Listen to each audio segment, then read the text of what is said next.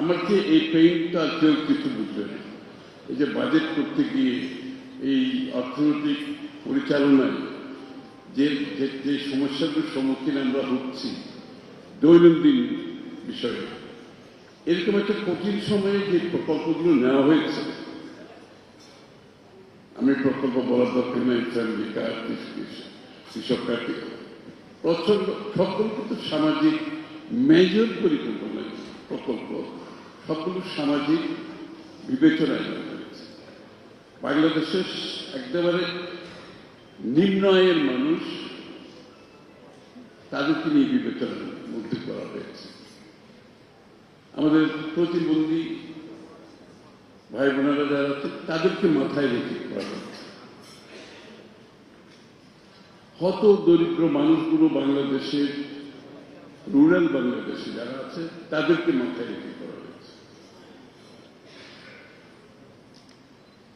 এবং এতগুলো এত রিসোর্স অ্যালোকেশন একটা এরকম কঠিন সময়ে ওই প্রকল্পগুলোর জন্য একটা সহজ বিষয় নয়। কারণ ওই প্রকল্পগুলো নিতে গিয়ে আবার অন্য সব উন্নয়ন প্রকল্প আমাদের কিন্তু কমিয়ে আনতে হয়েছে।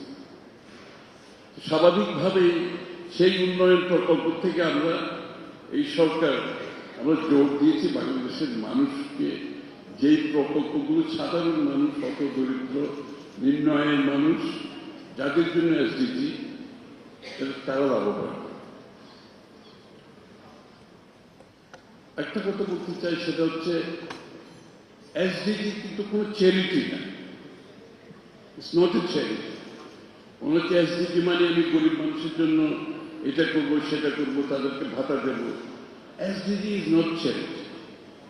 এসডিজি হচ্ছে বাংলাদেশের প্রত্যেকটি মানুষের জীবন মান উন্নয়ন করা।